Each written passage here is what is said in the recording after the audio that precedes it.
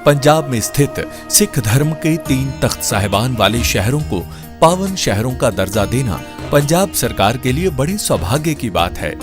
ये शहर है श्री अमृतसर साहिब, श्री आनंदपुर साहिब और तलवंडी साबो।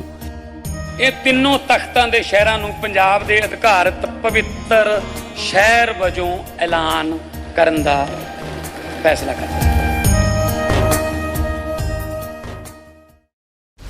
बंगाल विधानसभा चुनाव 2026, एसआईआर को लेकर भड़की ममता बनर्जी, चुनाव आयोग को लिखी चिट्ठी, एसआईआर को तुरंत रोका जाए।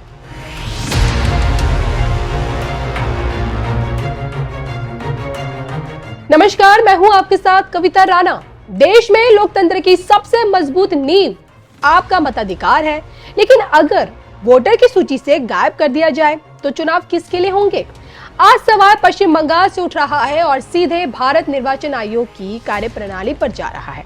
पश्चिम बंगाल के मुख्यमंत्री ममता बनर्जी ने मुख्य चुनाव आयुक्त ज्ञानेश कुमार को एक ऐसा पत्र लिखा है जो सिर्फ एक प्रशासनिक आपत्ति नहीं बल्कि लोकतंत्र पर मंडराते खतरे का अलार्म है। ममता बनर्जी का आरोप है कि राज्य में चल रहे एसआईआर एक सुधार नहीं है बल्कि एक अव्यवस्थित प्रयोग बन चुकी है। ममता का ये कहना है, ये प्रक्रिया मनमानी, अनियोजित और लोकतांत्रिक मूल्यों के लिए खतरनाक है। अगर एसआईआर इसी रूप से जारी रही तो इससे बड़ी संख्या में योग्य मतदाताओं के नाम वोटर लिस्ट से हट सकते हैं, जो सीधे सीधे संविधान के अनुच्छेद 326 पर हमला होगा। पत्र में सबसे गंभीर आरोप अत्यधिक जल्दबाजी और तैयारी की सबसे बड़ी कमी। अब सवाल ये उठता है कि क्या इतनी संवेदनशील प्रक्रिया इतनी लापरवाही से चलाई जा सकती है? ममता बनर्जी ने देखिए पत्र में बूथ लेवल ऑफिसर्स BLOs की स्थिति को भी इंसानी सीमा से परे बताया है। उनके मुताबिक देखिए ज्यादातर BLO या तो शिक्षक है या फिर फ्रंट लाइन वर्कर, मतलब एक तरफ स्कूल, दूसरी तरफ सरकारी ड्यूटी और ऊपर से एसआईआर का भारी दबाव। ममता का आरोप है कि BLO को न तो पर्याप्त प्रशिक्षण मिला, न स्पष्ट गाइडलाइंस मिली और न ही व्यवहारिक समय।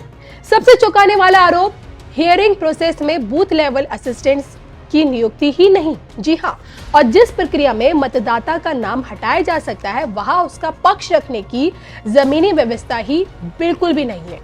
अब आपको जानकारी दे दी चले कि टीएमसी का यही मानना है कि ये एसआईआर की निष्पक्षता, पारदर्शिता और विश्वसनीयता तीनों को ही खत्म कर देता है।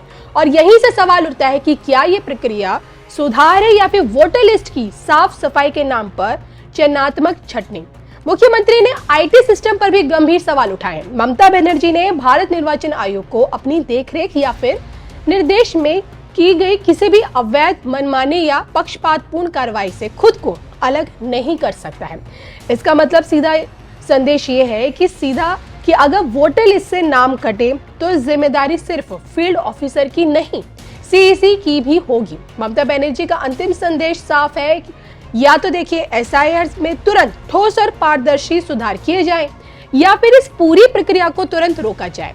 ये सिर्फ बंगाल की लड़ाई नहीं, ये उस सवाल की लड़ाई है कि क्या भारत में वोट देना अभी भी अधिकार है या एक डेटा एंट्री बनकर ये रह गया है। अब देखना ये होगा कि आगे क्या होता है और कैसे विधानसभा की लड़ाई आगे लड़ी जाती है। फिलहाल तो देखिए जनता को लुभाने के लिए नेता अपने अपने स्तर से अपनी पुरजोर कोशिश तो कर रहे हैं और एक दूसरे पर अपनी कमियों का ठीकरा फोड़ रहे हैं।